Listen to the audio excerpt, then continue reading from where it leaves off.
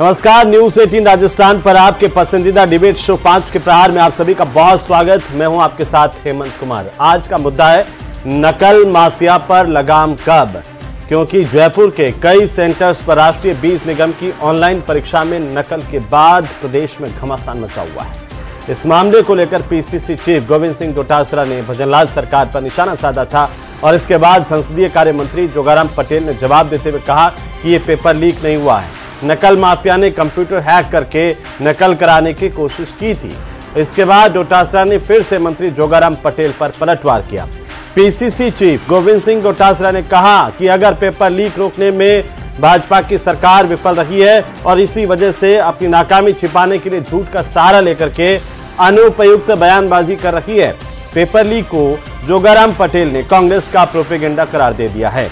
सवाल अब यह उठता है कि भर्ती परीक्षाएं कब सुरक्षित होंगी, क्या कोई फुल प्रूफ वाला सिस्टम हम विकसित कर पाएंगे या फिर ऐसे ही सब चलता रहेगा, ढर्रा बरकरार रहेगा, सरकार बदलती रहेगी और आप अपने अपने दावे करते रहेंगे। क्योंकि ऑनलाइन भर्ती परीक्षा में जिस तरीके से नकल की गई वो सिस्टम के लिए सोचने का विषय है। आज फिर हमने सोचा कि डिबेट के साथ साथ आप तमाम दर्शकों की राय को हम शामिल करेंगे, क्योंकि आप जागरूक दर्शक जिस तरीके से अपनी राय देते हैं सरकार तक हम आपकी आवाज भी पहुंचाते हैं। तो अब मुझे उम्मीद है कि आज की इस डिबेट में भी हमारे मेहमानों के साथ आप दर्शक बढ़ चढ़ करके अपनी राय देंगे। न्यूज 18 को आप ये फोन करके बता सकते हैं। हमारी फोन लाइन ओपन हो गई है। हमारी फोन नंबर है 7042300621 और जैसे ही हम प्रोग्राम को आगे बढ़ाएंगे आपकी टीवी स्क्रीन पर भी ये नंबर फ्लैश होने लग जाएंगे। तो पहले आप एक छोटी सी रिपोर्ट देखिए, उसके बाद सीधे डिबेट पर आते हैं। नेशनल सीड्स कॉर्पोरेशन भर्ती में ऑनलाइन नकल,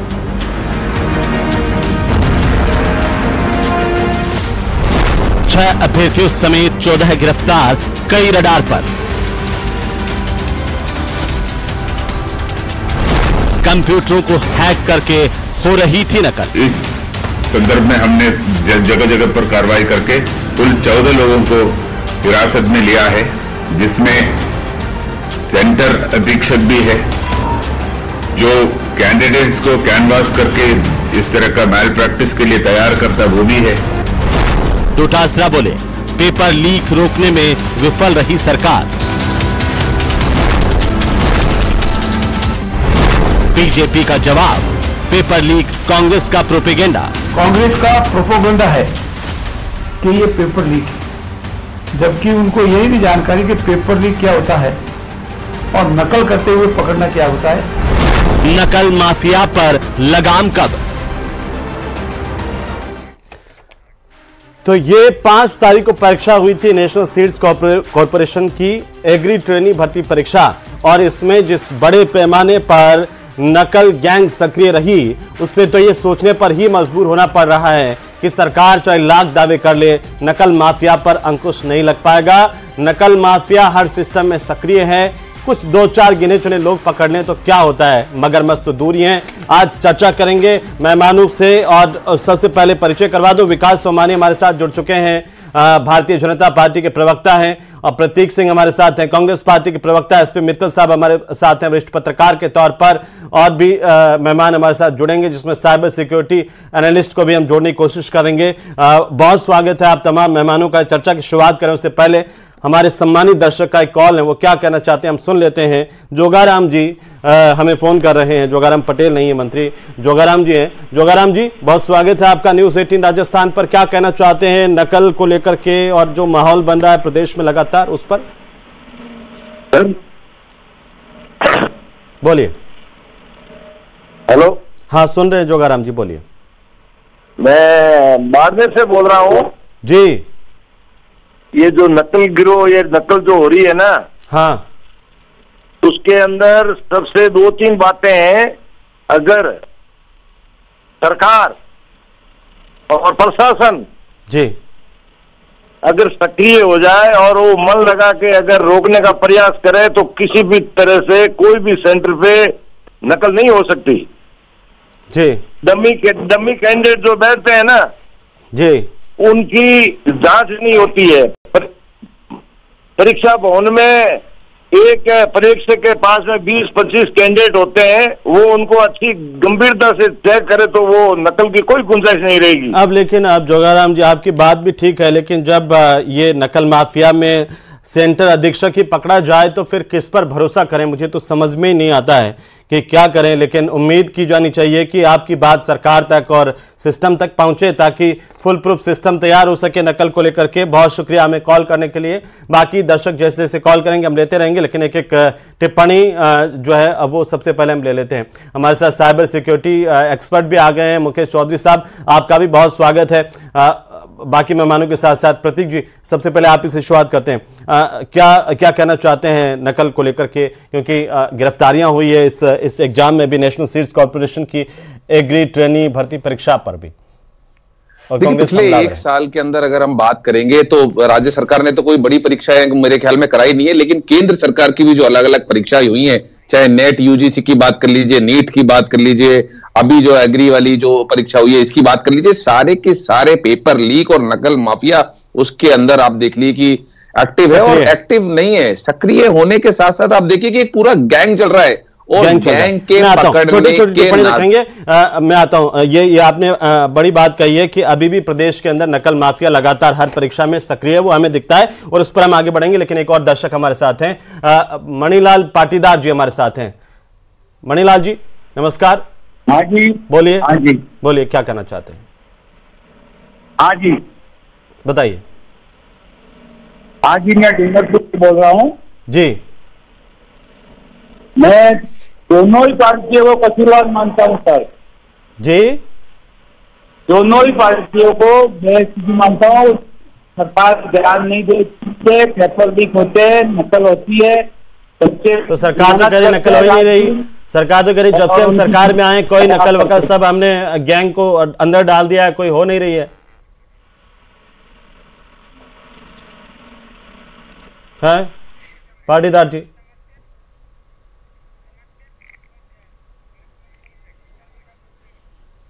चलिए, बहुत शुक्रिया। और पीसीआर भी अपनी राय दे रहा है बार बार, तो उनकी भी हम राय लेते रहेंगे। लेकिन साइबर सिक्योरिटी एनालिस्ट हमारे साथ हैं, उनसे भी उन पे जाऊंगा, लेकिन एक एक टिप्पणी विकास सोमानी साहब और मित्तल साहब पहले आपके ले लेता हूं, फिर सोमानी जी से जवाब ले लेंगे उसका। बोलिए। देखिए, मेरा कहना है कि एक तो ये जो नेशनल सीड कॉर्पोरेशन वाली परीक्षा है, ये राजस्थान की कोई भी परीक्षा एजेंसी ने नहीं कराई, चाहे वो आरपीएससी हो, चाहे वो अधीनस्थ कर्मचारी चयन बोर्ड हो, उसकी परीक्षा नहीं। दूसरा, जोगाराम पटेल ने बात सही है कि ये पेपर लीक नहीं है, ये ऑनलाइन परीक्षा हो रही थी। गिरोह सक्रिय था जो क्या नाम से परीक्षा प्रश्न पत्र सॉल्व कर रहा था। लेकिन फिर भी ये बात सही है कि जितनी सख्ती से ये कहा गया कि राजस्थान के अंदर हमने पेपर जो लीक करने वाले उन पर रोक लगाई है, जो गिरोह है उनको हमने बहुत सख्त कार्रवाई की है, लेकिन कल की इस घटना से जाहिर होता है कि ऐसा गिरोह सक्रिय है जो इनसे डरता ही नहीं है। और आप देखिए, जो गिरोह जो नकल कराने वाले वो लोग, आप मित्तल साहब आप कह रहे हैं कि जो सरकार के दावे हैं वो धराशायी कर दिए हैं नकल माफियाओं ने और बता दिया कि वो तो चाहे कोई भी सरकार हो अपना काम ऐसे ही करते हैं। तो यही चाल ली। बिल्कुल। हेमंत, एक बात और कि जो अभ्यर्थी है वो भी नहीं डर रहा है। देखिए, इसमें 6 अभ्यर्थी पकड़े गए हैं, यानी अभ्यर्थी को भी इस बात का डर नहीं है कि उसकी गिरफ्तारी। अभ्यर्थी पकड़े गए हैं मित्तल साहब, सेंटर अधीक्षक पकड़े गए हैं इसमें 14 लोगों में, और चाहे कोई कितने दावे कर ले, ये सिस्टम पूरा का पूरा करप्ट हो चुका है। ये हमें देखने वाली बात है। लोग बचाते रहे कि ठीक है ये भर्ती हो गई, उसमें हमारे 4 आदमी हम बचा लें और कह दें कि ये तो क्लियर थी साहब, वो अलग अलग तरीके आजमा लें। लेकिन ये नकल माफिया बता रहा है कि वो कितनी परीक्षाओं में पेपर लीक करवा चुका है, नकल करवा चुका है। 20 तारीख की आरपीएफ की एएसआई प्रमोशन टेस्ट में करवा चुका है, धड़ल्ले से बता रहा है। 21-22 दिसंबर को रेलवे टेक्नीशियन भर्ती परीक्षा में नकल करवा चुका है, वो भी धड़ल्ले से बता रहा है। तो ये बता रहे हैं और खुलेआम चैलेंज दे रहे हैं। विकास सोमानी जी बोलिए।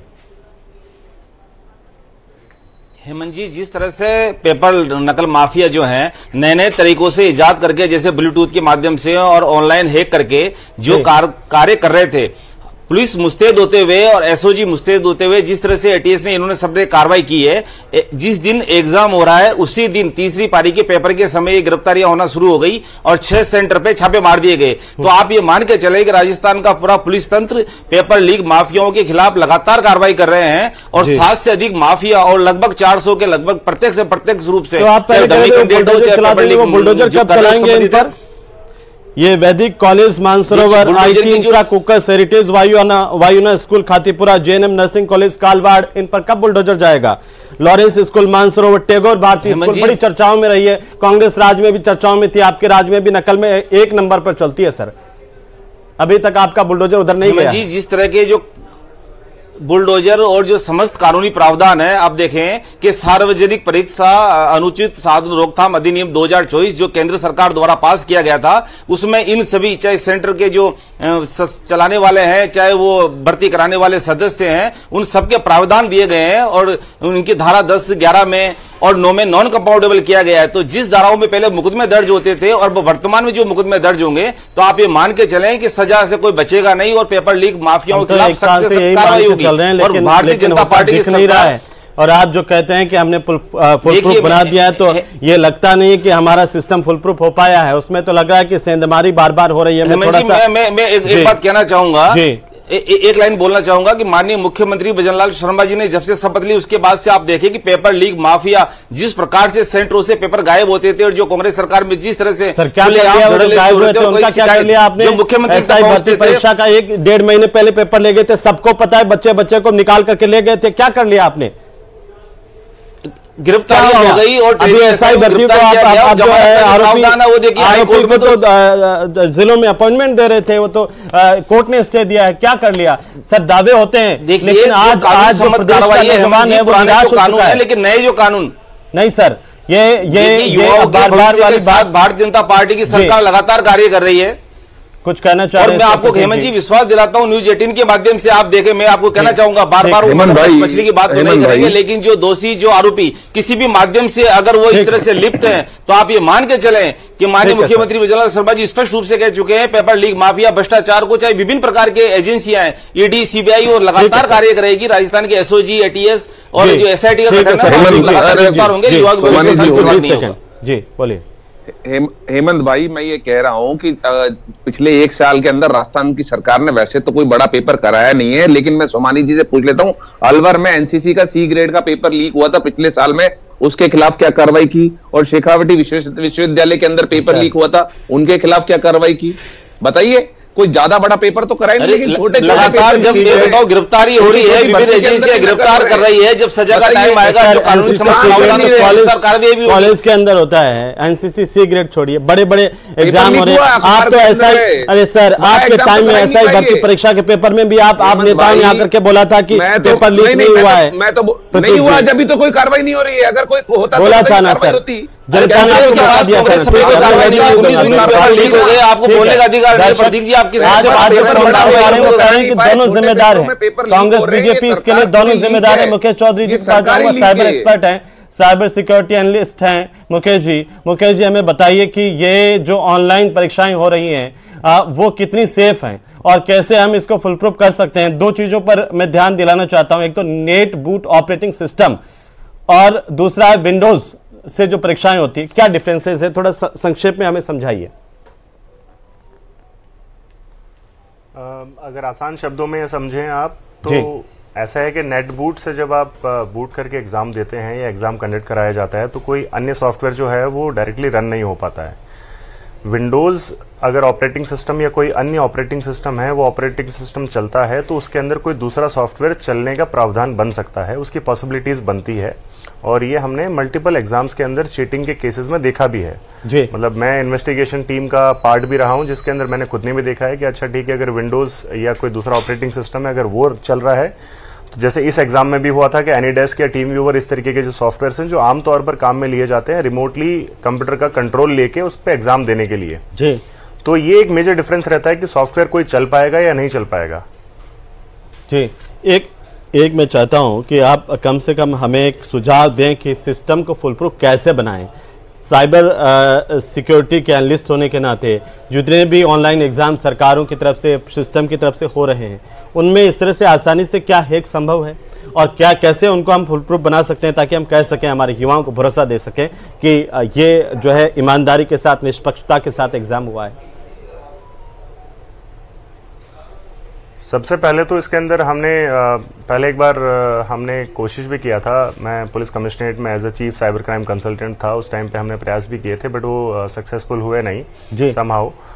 क्योंकि एग्जाम्स में जो चीटिंग हो रही है तो सबसे पहले समझना होगा कि कौन सी एजेंसी को आपने प्रोजेक्ट दिया। जैसे जो भी एग्जाम कंडक्ट करवाने वाली बॉडी है वो अगर किसी कंपनी को फाइनल कर रही है कि इस कंपनी का सॉफ्टवेयर यूज करके एग्जाम होगा, अब वो सॉफ्टवेयर कितना सेफ है नहीं है, या उनका एग्जाम कंडक्ट करवाने वाला जो प्रोसीजर है वो फुल प्रूफ है या नहीं है, ये आपने किस पैरामीटर पे आंका, कैसे पता चला आपको कि उनका प्रोसेस सही है, क्या आपके पास में कोई एक्सपर्ट्स का पैनल था, नहीं था।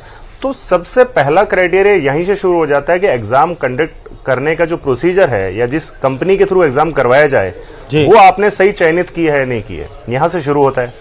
उसके आगे का प्रोसेस क्या है कि पूरे एग्जाम की एक पॉलिसी बननी चाहिए कि एग्जाम किस तरीके से कंडक्ट होगा, उसके अंदर क्या क्या पॉलिसीज हैं, पैरामीटर्स हैं, किसके ऊपर कितनी पेनल्टीज हैं या किस पे कितनी सजा का प्रावधान होगा। जो इन्विजिलेटर है, इन्विजिलेटर बहुत इंपॉर्टेंट है। इन्विजिलेटर जिसको ये ध्यान रखना होता है, पुराने जमाने में जो इन्विजिलेटर होते थे वो ये देखते थे कि कोई दो लोग आपस में बात ना करें, या किसी की जेब में कोई पर्ची ना हो, या कोई नकल करने का कोई सामान लेके ना आए, ठीक है। बट अब जब कंप्यूटर बेस्ड टेस्ट होने लगे, सीबीटी होने लगे, तो इस केस में तो आपको नहीं पता चलेगा, इन्विजिलेटर चक्कर लगाता रहेगा। कुछ केसेस में तो ऐसा भी पाया गया कि जो इन्विजिलेटर था वही नकल करने में मदद कर रहा था। अभी पकड़े गए सेंटर अधीक्षक जो है वो सामने आया ही है क्योंकि वो खुद ही नकल करवा रहे थे जी।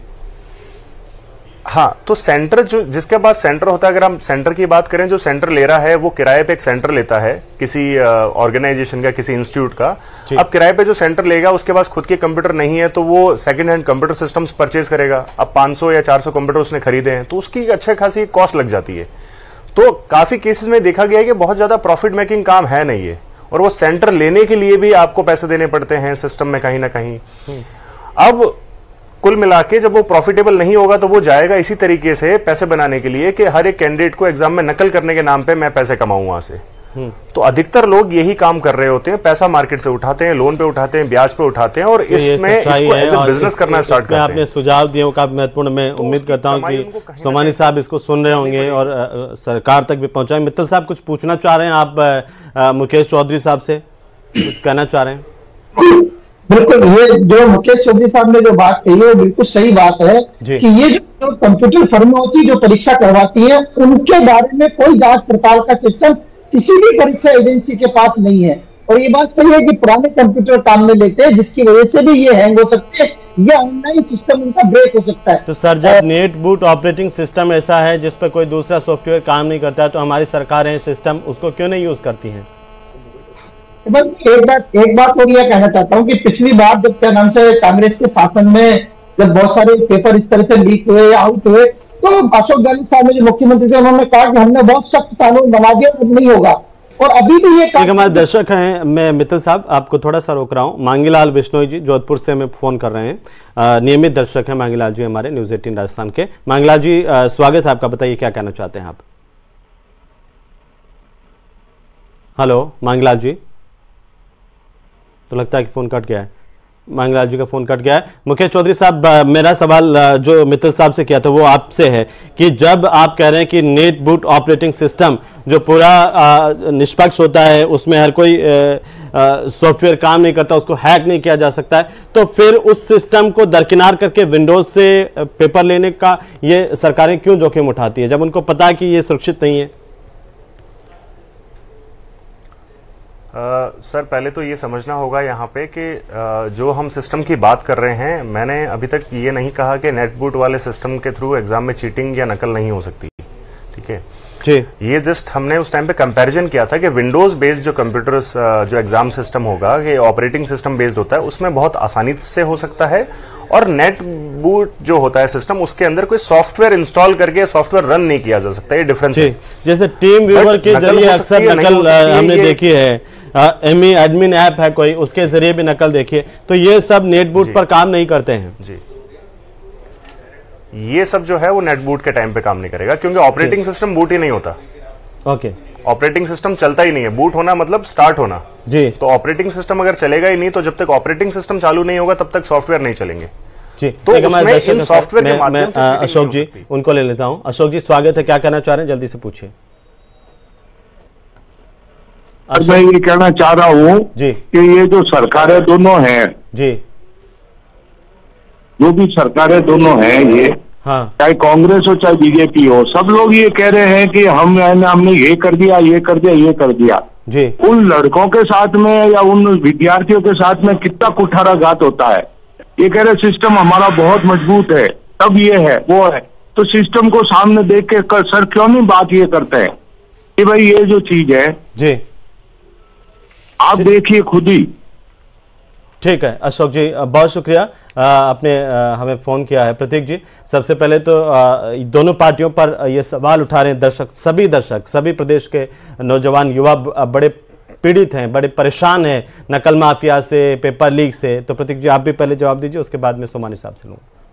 देखिए हेमंत भाई, हमने पहले भी कहा था जब हमारी सरकार थी कि ये जो नकल की जो पीड़ा है वो सिर्फ राजस्थान की नहीं है, उत्तर प्रदेश में, गुजरात में, हरियाणा में या और कहीं भी देखते हैं तो पूरे भारत के अंदर इस तरीके की एक नेक्सस है वो बन गया है। और इसीलिए हमने हमारी सरकार रहते हुए प्रधानमंत्री मोदी जी से भी कहा था कि इसमें देशव्यापी एक कठोर कानून बनना चाहिए, और आपस में जो पुलिस का जो समन्वय, क्योंकि जो पेपर लीक माफिया होता है वो पेपर यहां से लीक कराता है, वो उत्तर प्रदेश भाग जाता है, फिर आपस की पुलिस का जो समन्वय नहीं हो पाता, तो उस कानून के अंदर ये भी प्रावधान होना चाहिए कि आपस में पुलिस का भी समन्वय होगा, और तभी जब आपस में पुलिस का समन्वय होगा, कठोर कानून होगा, तभी ये चीजें रूप पाएंगी। मांगलाल विष्णु जी जोधपुर से बोलिए। सर मांगलाल जी जल्दी से पूछिए। मांगलाल जी बोलिए। मांगलाल जी आप मुझे सुन पा रहे हैं? हाँ नमस्कार, बोलिए आप क्या कहना चाहते हैं, सब सुन रहे हैं आप। निवेदन करना चाहता हूँ, अगर आपने बताया था कांग्रेस जी, और मैं टोकाराम का उत्तर देना चाहता हूँ कि टोकाराम ने बताया थोड़ा सा तो पूछ रहे थे जी, तो भाई कांग्रेस का तो बिल्कुल ही गलत बता रहे हैं इसको जी, तो इससे आप नाराज हुए हैं। सोमानी साहब ये कह रहे हैं कि जो मंत्री हैं जोगाराम पटेल वो कह रहे हैं कि पेपर लीक और ये नकल के बाद जो है ये कांग्रेस का प्रोपेगेंडा है, ये तो ठीक नहीं है। आपकी सरकार में अगर कोई छेद है, इस सिस्टम में कोई छेद है, उसको ठीक कीजिए, दूसरे पर कब तक ठीकरा फोड़ते रहोगे? सोमानी साहब। हेमंत जी, दूसरे पे ठीकरा फोड़ने वाली बात नहीं है। जैसा कि हमारे कांग्रेस के साथी प्रतीक ने भी कहा था, तो मैं प्रतीक जी की बात का जवाब देना चाहता हूं कि माननीय प्रधानमंत्री जी ने केंद्र में जो सार्वजनिक परीक्षा अनुचित साधन रोकथाम अधिनियम 2024 में बनाया। एक लाइन बोलूं मैं आपको हेमंत जी, उसमें कहना चाहता हूं कि पहले जो मुकदमा दर्ज होता था वो 420 और 468 120 बी में दर्ज होता था। अब वो मुकदमा जब इस 2024 के नए अमेंडमेंट के साथ जो दर्ज होगा उसमें उन सभी पे दायित्व है, चाहे वो चैप्टर 3 की धारा 10-11 में ले लें आप, जिसमें जो भी एग्जाम सेंटर वाले हैं या जो भी उस बोर्ड के मेंबर हैं या उस जो भी इसमें लिप्त हैं उन सबके खिलाफ कठोर कार्रवाई के इसमें जो प्रावधान दिए गए हैं। क्या कठोर कार्रवाई?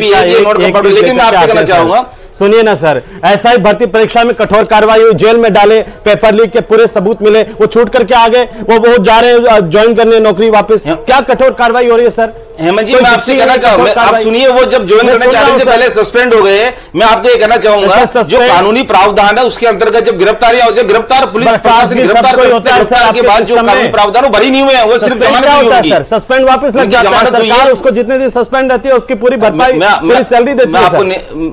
बर्खास्तगी नाम का कोई सिस्टम होता है? मैं आपसे बात कहना चाहूंगा जी, सिस्टम का यही है कि लगातार एक के बाद एक गिरफ्तारी हो रही है और जहां भी एविडेंस जाएंगे और जब चार्जशीट दाखिल हो रही है चार्जशीट में उनको माना जाएगा और लग जाएंगे, ये हमारा सिस्टम है। ये सब आपने कठोर कार्रवाई कर दी, इससे तो प्रदेश की जनता देखिए जमानत का जो प्रावधान कानून के अंतर्गत है, जिस प्रकार से पुराने कानून थे, क्या उस कानून अब जो नए अमेंडमेंट हुए हैं उस अमेंडमेंट के बाद आप देखें कि राजस्थान में भी मुख्यमंत्री विजयलाल शर्मा जी की सरकार बनने के बाद माननीय मोदी जी भी उस कार्यक्रम में आए थे, बड़े पुलिस अधिकारियों की साइबर एक्सपर्ट और सभी तरह के कठोर कार्रवाई का हमारे युवाओं को इंतजार है। वो कठोर कार्रवाई देखना चाहते हैं नौजवान, और कठोर कार्रवाई होती तो ये खौफ पैदा होता इन नकल माफियाओं में। इनको लगता कि अगर एक बार भी हमने नकल करवाई, पेपर लीक करवाए तो हमारा हाल बेहाल हो जाएगा, जिंदगी में जीने लायक नहीं रहेंगे राजस्थान में। हेमंत जी पेपर मैं आपको ये कहना चाहता हूं, ये इतनी हिम्मत थोड़ी होती है कि सेंटर अधीक्षक को खरीद रहे हैं। मित्तल साहब मैं कुछ गलत कह रहा हूं तो बताइए सर, सोमानी साहब को आप भी बताइए थोड़ा, मैं गलत कह रहा हूं।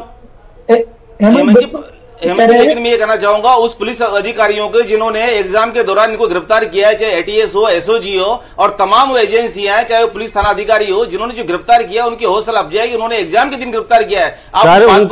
उनका हम सैल्यूट करते हैं, उनका हौसला अफजाई करते हैं। मित्तल साहब बोलिए, मित्तल साहब बोलिए। साइबर हैक जैसे उस मामले को एग्जाम के दौरान गिरफ्तार कर लिया, तो आप उनकी हौसला सर, उनमें कितने नहीं गिरफ्तार हुए इस पर सवाल है, बोलिए मित्तल साहब। हेमंत जी, मैं ये कह रहा हूँ, आप चाहे कितने ही सख्त कानून बना ले, जब तक लेकिन उन कानून में आप सजा नहीं दिलवाएंगे तब तक इन कानूनों का आप करेंगे क्या? अशोक गहलोत साहब भी कहते हैं कि हमने सख्त कानून बनाया है और अब क्या नाम जब भी कहा जा रहा है, लेकिन सजा मिलवाई है, सजा आज तक नहीं मिली है, अभी तक भी नहीं। ये बताइए कितनी बड़ी बात है। प्रदेश का नौजवान क्या सोच रहा है? थोड़ा समय गिरफ्तारी हुई है, सजा भी होगी। आप ऐसा मत सोचिए, नए कानून की धाराओं में जब मुकदमा दर्ज होगा तो उसमें सजा के प्रावधान भी सकते हैं और होगा भी सजा। लेकिन वर्तमान में जब भाई अब आपको एसआई वाली सच्चाई बता देता हूँ, इनके खुद के नेताओं के उसके अंदर नाम दर्ज है, वो खुद लिखते हैं, इसलिए एसआई भर्ती के अंदर कोई कार्रवाई नहीं हुई। आप कहते हैं इनके नेताओं के नाम दर्ज है, बड़ा गड़बड़ झाला है साहब, समझ से बाहर है ये। कार्रवाई क्यों नहीं करा रहे? आपकी सरकार हो तो आप कार्रवाई करो, इनकी सरकार है तो ये कार्रवाई करें। प्रदेश की जनता यही चाहती है।